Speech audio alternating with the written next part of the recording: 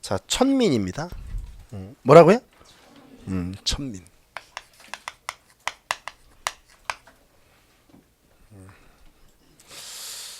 천민은 대부분 노비예요. 천민은 대부분 뭐라고요? 물론 노비 말고도 천민은 있습니다. 뭐 이따가 얘기를 하겠지만 제일 대표적인 사람이 뭐 제인. 이제 조선시대 가면 광대라고 불리는 사람들. 지금의 연예인이죠. 대표적인 천민입니다. 시대가 이렇게 바뀌는 겁니다. 맞습니까? 지금 뭐 천민 되려고 난리도 아니죠. 그렇죠? 뭐 태어날 때부터 꿈이 천민이었습니다. 뭐 이러면서 막 떨어지면 막 오디션 프로그램 나가서 그렇죠? 막 노래도 부르고. 정말 꿈이 천민입니까? 네. 뭐 이렇게. 가수와 배우들을 비하하는 게 아니고요. 시대의 변화를 얘기하는 겁니다. 가수나 배우는 훌륭한 직업입니다. 근데 왜냐하면 사람들에게 감동을 주니까요. 예술이라는 건 훌륭한 거거든요. 근데 이때는 실제로 천민으로 분류됐다는 거예요. 그러니까 사람들이 이제 그런 거에 대한 가치를 높이 평가하지 않죠. 사실 제일 중요한 건 감동이거든요. 제가 우리 교육학 할 때 우리 교사 때 들었던 얘기 중에 제일 감동적인 얘기가 하나가 뭐냐면 자기가 그러니까 그 교수가 했던 얘기예요. 자기가 대학 때 어떤 수업을 듣고 있는데 이제 미국에서 공부를 하신 분이에요, 그분이. 근데 미국의 하버드에서 수업을 듣고 있는데 교수 얘기를 듣고 있는데 전체 수험생들이 그 교수 얘기를 들으면서 다 울었대요. 그건 수업이 아니고 감동을 받은 거죠. 그건 이제 수업이 예술의 경지로 올라간 거예요. 그게 되게 중요하거든요. 근데 그렇게 감동을 주는 수업을 하기는 정말 어려워요. 보통 내공을 가지고는 하기가 어렵습니다. 수험생들이 수업 시간에 운다. 제가 실제로 일제시대 수업할 때 우리 수험생들을 울리는 파트가 있거든요. 그게 좀 미안하지만 레퍼토리 같아서 좀 미안하지만 그게 위안부 할머니입니다. 제가 경험한 위안부 할머니들 얘기하면 거의 다 울어요. 위안부 할머니들이 어떻게 사셨는지 얘기하면. 근데 그거는 아주 좀 하수죠. 왜냐하면 실제로 자극적인 얘기를 해서 울리는 거니까. 근데 그렇지 않고 일상적인 얘기를 해서 감동을 주는 건 정말 대단한 감동이 수업이죠. 수업을 잘하시는 분들의 특징이 그거예요. 그래서 감동을 받는 수업이 왜 중요하냐? 감동을 받으면 그게 잊혀지지가 않아서 그래요. 우리가 어떤 영화를 보고 감동을 받으면 그 영화의 한 장면이 10년, 20년이 지나도 계속 떠오르죠. 드라마도 마찬가지고 어떤 책도 마찬가지입니다. 어떤 소설을 읽고 감동을 받으면 그 소설 전체 내용이 떠오르진 않는데 그 문장이라든지 어떤 그 캐릭터, 그 인물 뭐 이런 것들이 계속 떠올라서 본인에게 계속 영향을 주거든요, 삶에. 그런 것들은 예술이죠, 예술. 그런 게 예술인 겁니다. 사람들한테 감동을 주는 게. 근데 천민들 중에는 제인도 있고 뭐 이게 여러 감동을 주는 사람들이 많아요, 사실은. 천민들 중에. 무당도 마찬가지예요. 무당도 감동을 줘요. 굿을 보고 있으면 이게 감동을 받는 거거든요. 근데 옛날에는 이제 이런 것에 대한 가치가 전혀 없는 거죠.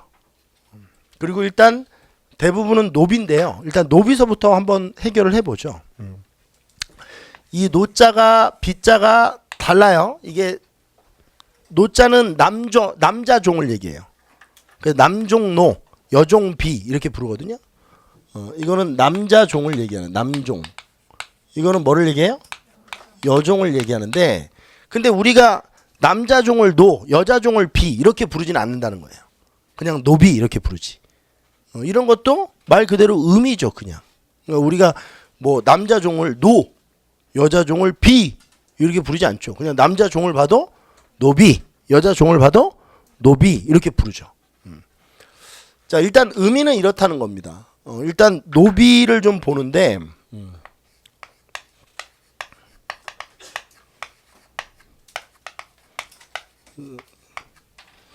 자, 일단 노비의 종류를 먼저 좀 볼게요. 노비의 종류. 좀 어려울 겁니다. 죄송합니다. 노비의 개념서부터 봅시다. 노비의 개념.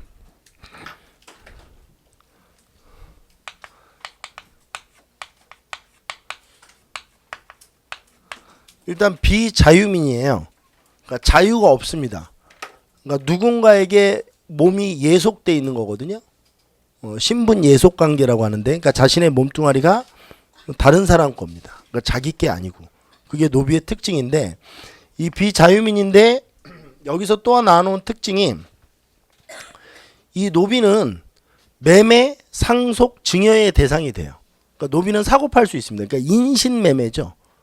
노비는 사고 팔 수 있습니다. 매매도 가능하고 상속도 가능해요. 그 다음에 증여도 가능합니다. 그럼 잘 생각해 보면 말 그대로 무슨 취급을 받는 거예요? 이건 물건 취급을 받는 사람들이죠. 그래서 옛날에도 고려시대 때도 이런 의문을 제기하는 사람들이 있었어요. 잘 보세요. 노비 남자, 그러니까 잘 보세요. 노비 남자 두 명에 말 한 필이 교환이야. 근데 말과 사람이잖아, 이거는. 근데 사람 두 명이랑 말 한 필이랑 교환을 하는데 이게 말이 되냐는 얘기야. 이건 사람인데. 고려시대부터 그런 의문을 제기하는 사람들이 있어요. 근데 그렇게 교환이 되는 걸 어떻게 해? 실질적으로 말 한 필에 사람이 두 명씩 교환이 돼요. 그러니까 이게 어처구니가 없는 거죠. 얘는 사람이라니까. 말귀도 알아듣고 생각을 하고. 응? 정리를 좀 한번 해보죠. 물건 취급을 받는다. 물건 취급.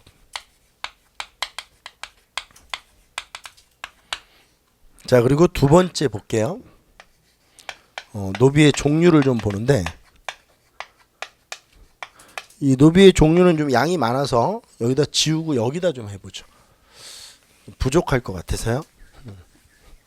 요거 지우고요. 일단 노비의 종류는 이렇게 한번 써보실래요? 공노비가 있고요. 사노비가 있어요. 그러면 이거는 뭐 쉽게 구분하실 수 있겠는데요. 공노비는 국가가 소유하고 있는 노비고, 사노비는 뭐 개인이 소유하고 있는 노비겠죠. 그리고 공노비 중에 이렇게 두 개로 나눠져요. 그 다음에 사노비도 이렇게 두 개로 나눠져요. 그러니까 총 종류는 4개의 노비 종류가 있는 거죠. 첫 번째 공노비 중에 첫 번째 종류는 이벽노비입니다. 이벽노비예요. 이벽이라고 하는 것은 이 입자가 들 입자거든요. 그러니까 들어가서 일한다는 거예요. 그럼 공노비니까 어디 들어가서 일하겠어요? 그렇죠. 관청 안에서. 관청 안에서 일을 하는 거예요. 관청 안에서.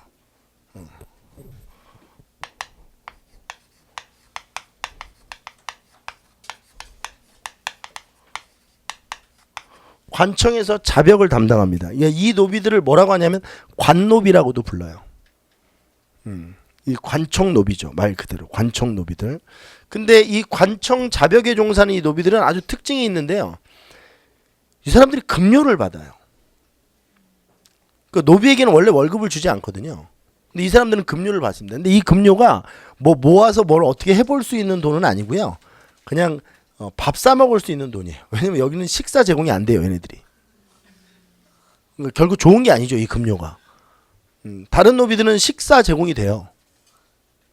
근데 얘네는 식사 제공이 안 되니까 돈을 주는 거예요. 그러니까 이게 지금 얘기하면 뭐 하루에 삼각김밥 하나 사 먹을 정도? 그런 급료를 주는 거예요. 근데 아무튼 급료를 주긴 줘요.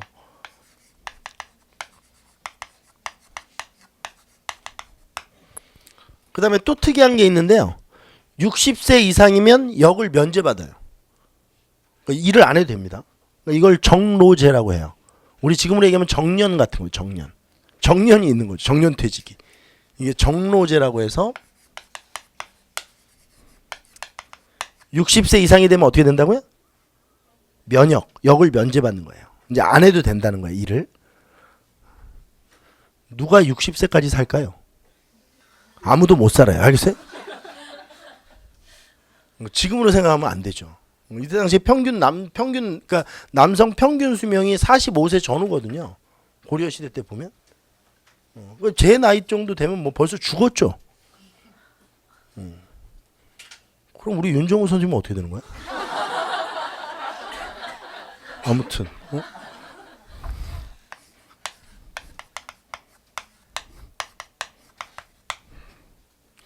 어저께 윤정훈 선생님이랑 유정민 선생님이랑 저랑 분당에서, 집이 분당이거든요. 그 근처라서 분당에서 식사를 했어요, 밤에.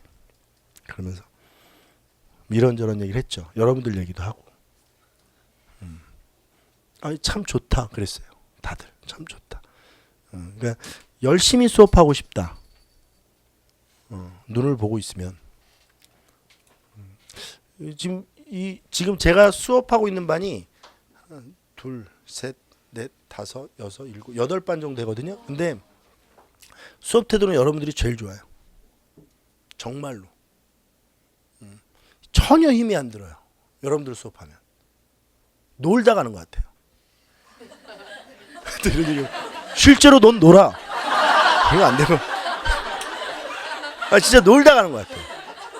수업하는 게 피곤하지가 않아요. 최고예요, 최고.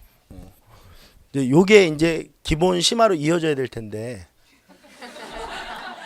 이 초심이 잘 안 된다는 거죠. 60세 이상 면역 혜택이 혜택이 일단 면역 혜택. 자, 그 다음에 공노비 중에 또 다른 노비가 이제 외거노비예요. 자, 한자를 좀 풀이해 보려고 노력해야 되는데, 외거라는 것은 바깥에서 거주한다는 거거든요. 어디서 거주한다? 그러니까 관청에서 소유하고 있지만 관청 안에 있지는 않다는 얘기예요. 그럼 관청 밖에서 무슨 일을 할까요? 관청, 국가가 가지고 있는 땅을 농사짓는 애들이에요. 이건 이제 공유지를 경작하는 애들이죠.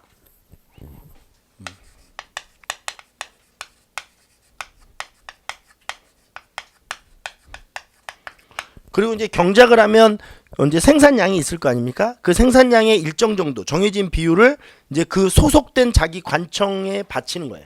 그러니까 예를 들어 내가 강남구청 소속의 노비인데 강남구청이 가지고 있는 땅을 농사 지으면 생산된 양의 거의 한 80%뭐 이 정도를 이제 강남구청에다 갖다 바치는 거죠. 이 외거노비가 갖다 바치는 이것을 뭐라고 하냐면 몸뚱아리댐, 이게 몸에 이렇게 붙는 공납이에요. 그래서 이걸 신공이라고 불러요. 그러니까 자기 몸을 얘가 가지고 있죠. 강남구청이 내 몸을 소유하고 있는 거 아니야. 그러니까 내 몸을 소유한 대가로 공납을 주는 거야. 그래서 이걸 신공이라고 부르거든요. 신공을 바친다.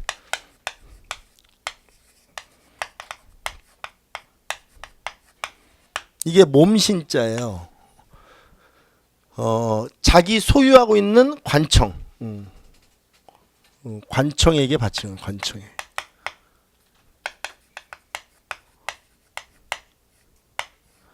신공을 바치는 겁니다.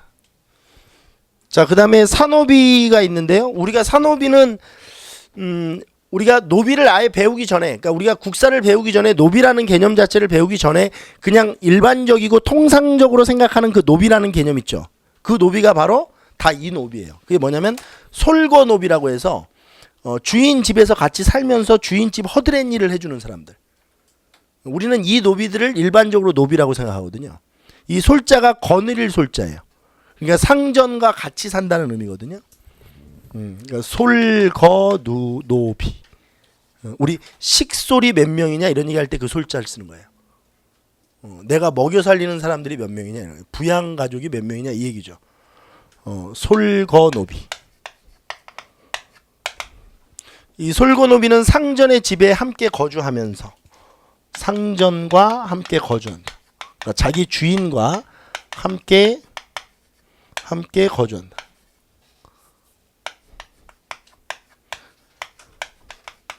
거주하면서 집안 자벽에 종사하는 거예요. 우리 사극 같은 거 보면 나오는 거죠. 뭐 모든 일을 다 하죠. 근데 여러분들, 저는 이 노비라는 개념을 여러분들이 지금 경험을 못 해봐서 사실은 이걸 이렇게 하면 뭔지 모르는데, 이렇게 한번 생각해 봅시다. 여러분들 옆에 여러분들의 그 솔거노비가 한 명만 있다고 생각해 보세요.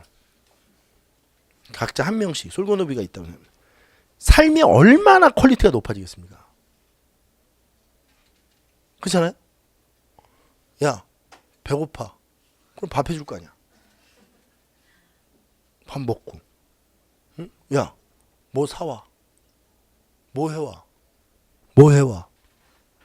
씻겨줘. 다 할 수 있잖아요? 사실 이게 노비 한 명을 데리고 있다는 게 말도 안 되는 어떤 이 삶의 질을 만들어줘요. 실제로는. 근데 예를 들어서 귀족들 집안 같은 경우는 노비가 뭐 200명, 300명씩 된다. 그러면 정말 이 삶이 어마어마한 거죠. 사실 우리 어머님들한테 물어보면 어머님들이 원하는 꿈이 뭐냐면 집안 그 가정일을 해주는 그 그 도움이 있죠. 그분 한 번만 딱 한 분만 있잖아요. 어머니의 삶은 완전히 달라져요. 정말 행복해지죠. 그렇잖아요. 설거지, 빨래, 그 다음에 청소 이것만 해주는 사람이 있다 만약에 전문적으로 그럼 엄마의 삶이 얼마나 퀄리티가 높아지겠습니까? 응? 아줌마 커피 뭐 이런 거 있잖아. 장난 아니죠.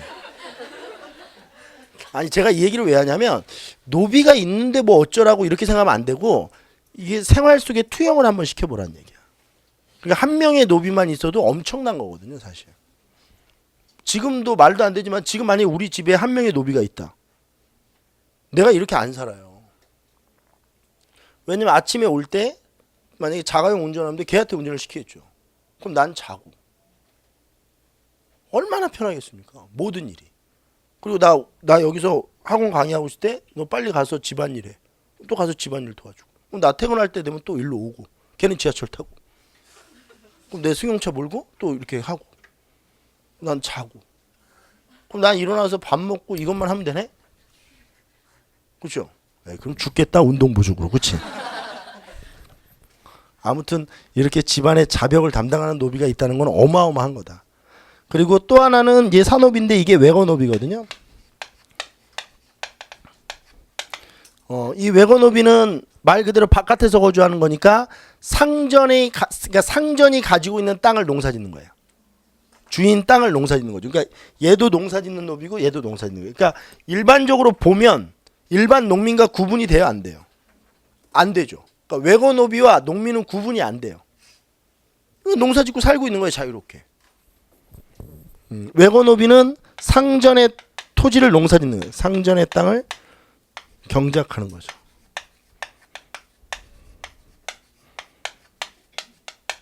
그리고 경작된 양의 일정 부분을 뭐로 바쳐요? 신공을 바쳐야 돼요. 이건 누구에게 바쳐야 돼요? 상전에 바치면 되죠. 상전에게.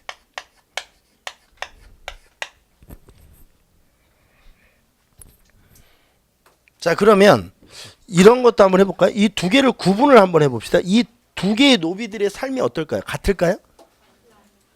이 완전히 달라요. 그러니까 이 외거노비는 사실은 농민들의 삶과 거의 비슷합니다. 일반 백정 농민의 삶과 거의 비슷하다고 봐야 돼요. 얘네들은 굉장히 열악하죠. 실제로 얘네들이 왜 백정 농민의 삶과 비슷하다고 하냐면 솔거노비 중에 특히 외거노비 같은 경우는 재산 축적이 가능해요. 재산을 모을 수도 있어요. 그러니까 신공 바치고 나머지 자기가 열심히 노동해서 또 추가적으로 수확량 얻어내면 모을 수 있습니다. 그러니까 재산 축적도 가능하고 그리고 이따가 좀 얘기하겠지만 이게 결혼 생활도 가능해요.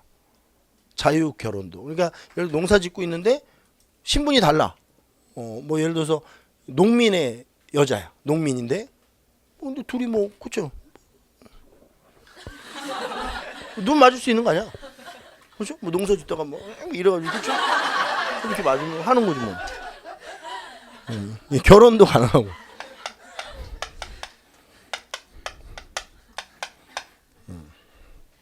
그래서 나중에 이제 공부하다 보면 나오는데 얘네들이 결국 신분 상승을 많이 하는 노비들이야. 실제로 노비가 일반 농민으로 신분이 상승되는 경우에는 대부분 외거노비들인 거죠. 솔거노비는 거의 없다고 보셔야 돼요. 얘네들이 신분 상승이 가능한 노비들이다.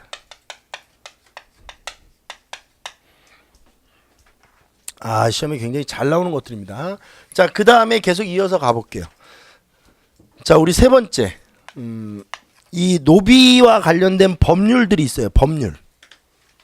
이게 노비와 관련된 이제 법률들을 공부하셔야 되는데, 자, 쉽지 않아요, 이것도. 자, 첫 번째 노비 세전법이라는 거예요.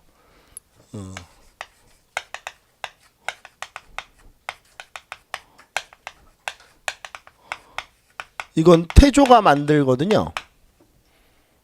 누가 만든다고요? 태조가 만들어요. 근데 이 노비세전법의 내용이 뭐냐? 잘 들으세요. 노비는 세습되는 거예요. 뭐 하는 거예요? 근데 이게 뭐 별다른 게 아니잖아요. 근데 이게 왜 중요하냐? 이 태조가 고려를 세우고 나서 호족들에게 노비들을 많이 줬거든요. 공훈으로. 근데 이걸 주고 나서 노비세전법을 만들면 받은 호족들은 완전히 땡큐죠. 왜? 계속 불어나는 거 아니에요? 이제 그러려고 이렇게 하는 거예요. 그러려고 이렇게 하는 거죠. 계속 불어나는 거예요. 노비가. 그러니까 예를 들어서 내가 호족인데 남자 노 하나, 여자 비 하나를 줬다. 그럼 둘이 예를 들어 결혼해서 애가 태어나면 그 애는 계속 또 노비죠. 계속. 그럼 한 6명 애를 낳았다. 그럼 뭐 노비가 엄청 많아지겠네? 아까 전에 얘기했죠. 한 명만 있어도 삶이 바뀐다니까? 이게 노비세전법입니다. 그러니까 어떻게 보면 호족에게 좀 이렇게 좀 잘 보이고 싶은 마음에서 만든 법이에요. 그 다음에 이제 이렇게 되니까 이제 어떤 문제가 생기는지 보세요. 이것도 예를 들어보면 재밌는데. 자, 아빠가 있고 엄마가 있어요. 근데 아들이 태어났다고 봅시다.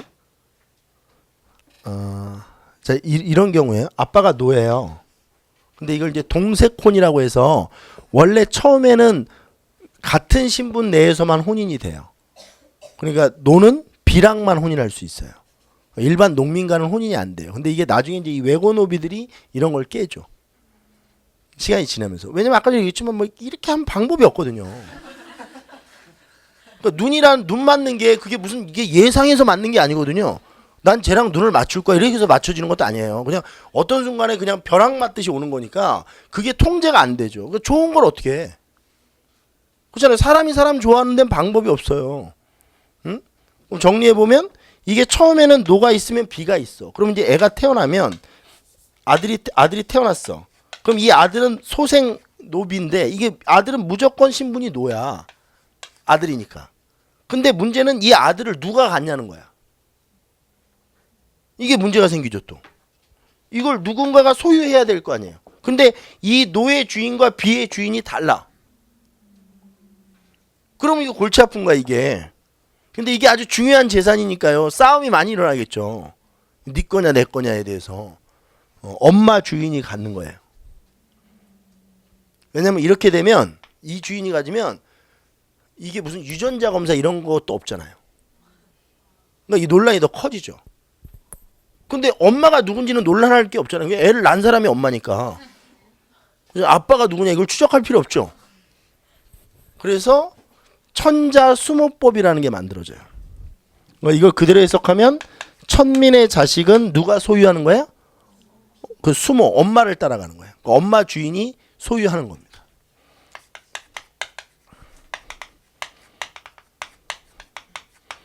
이건 써만 놓으세요. 이건 정종 때 천자수모법이 만들어져요. 자, 한번 써보시죠.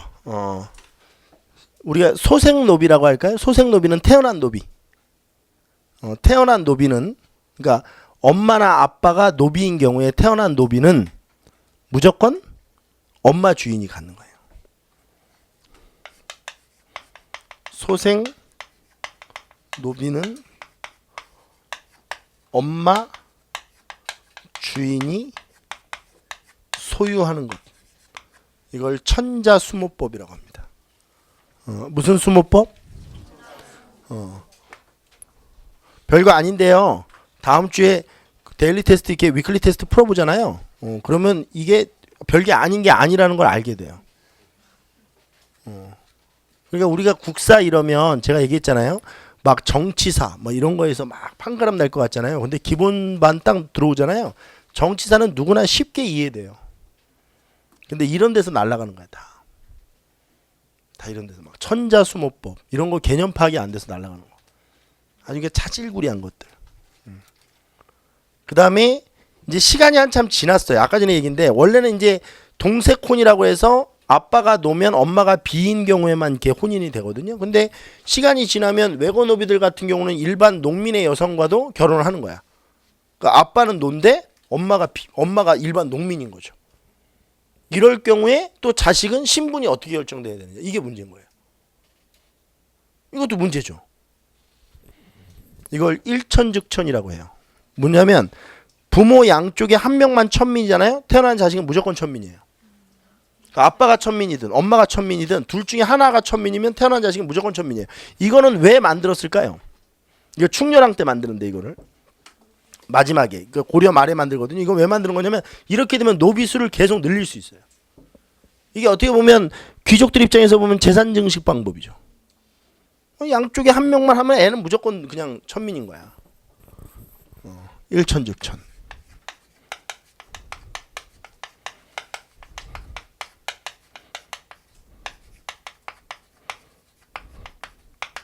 부모 중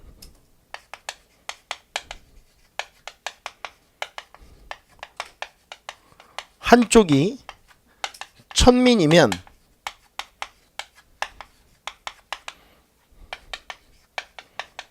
소생은 무조건 천민이야.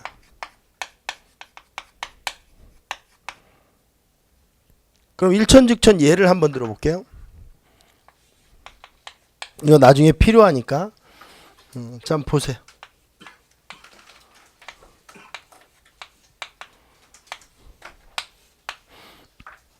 아빠가 노야.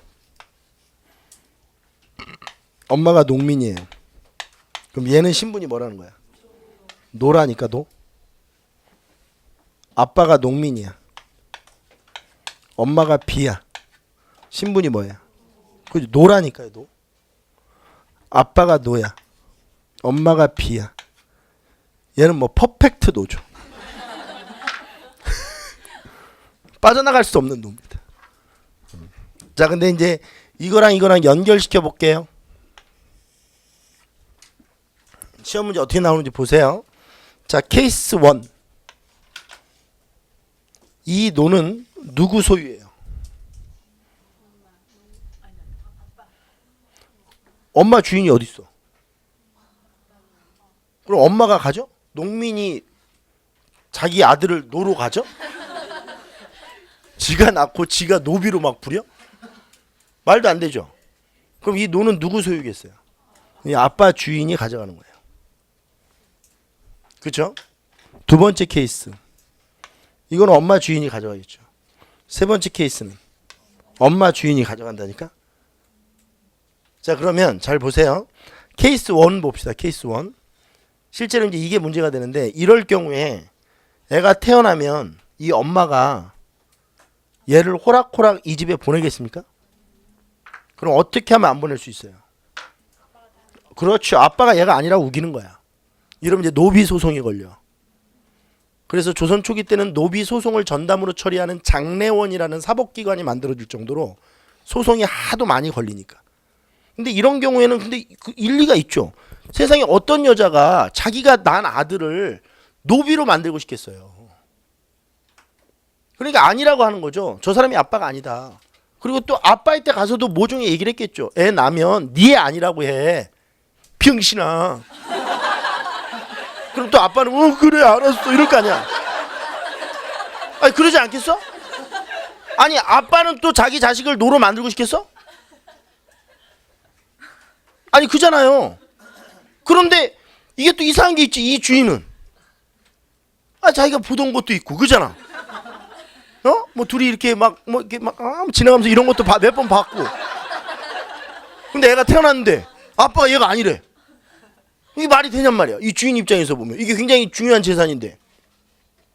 그래서 노비 소송이 걸리는 거예요. 근데 이런 것들을 이제 체계적으로 정리를 안 해놓으시면 아무것도 모르고 그냥 외워야 되니까 되게 힘들죠. 노비사도. 이 노비도 되게 어려워요. 실제로 문제 나오면. 근데 이런 것들을 개념을 잘 보면 상식적으로 이해하면 돼요. 그렇지. 이렇게 되면 얘는 얘 아빠 주인이 가져갔는데 이런 경우에 노비 소송이 많이 걸리는구나. 엄마가 끝까지 우기는 거예요. 아빠 이제 이 주인은 그럼 아빠가 누구야 돼? 뭐 이럴 거 아니야. 그럼 막 그냥 아무나 되는 거지 뭐. 뭐 지나가는 과객이었습니다. 뭐 이러면서 근데 이런 말 해도 되나? 너무 저질 아닌가? 뭐 성령으로 잉태하는 거지. 받은 거야. 꿈꾸는데 뭐 이렇게 뭐 해가 훅 막 가슴으로 들어와서 그렇게 낳는 거지. 애를 뭐 어떻게 해? 그러면 이제 아빠 없고 이 엄마는 애를 키우겠지 그냥. 그렇잖아. 아빠가 없어도 혼자 키울 거 아니야. 다시 한번 얘기하자면 어떤 엄마가 아들을 노비로 만들고 싶겠어. 그래서 이런 경우에 노비 소송이 많이 걸린다는 거야.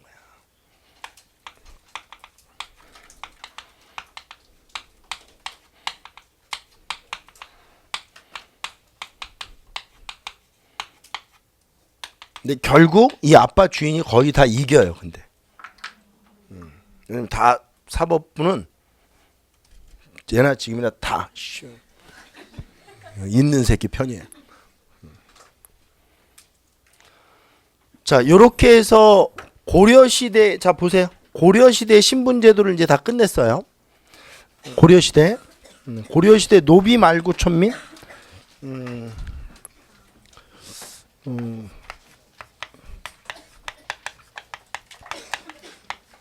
기타 천민들을 좀 밑에다 알아보겠습니다.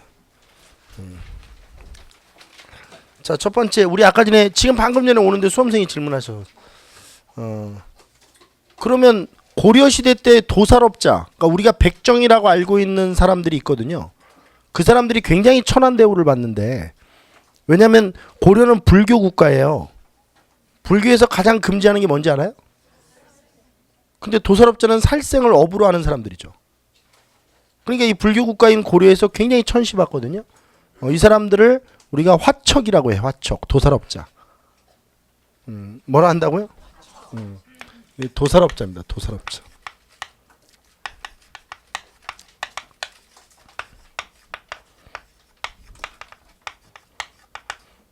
그 다음에 이 화척과 비슷한 사람들이 누구냐면 양수척이라고 있어요.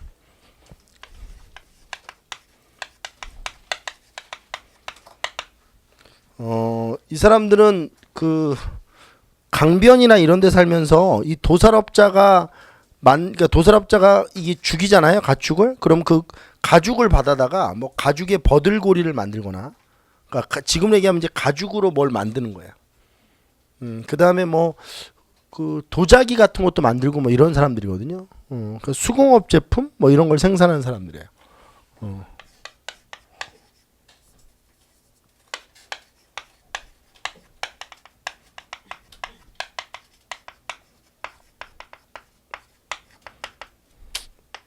그 다음에 아까 전에 얘기했던 뭐 제인, 이런 사람들. 광대죠, 광대. 그러니까 재주가 있는 사람 뭐 이런 뜻입니다. 광대입니다, 광대. 이런 사람들이 기타 천민으로 분류됐다. 이렇게 정리를 하시면 됩니다.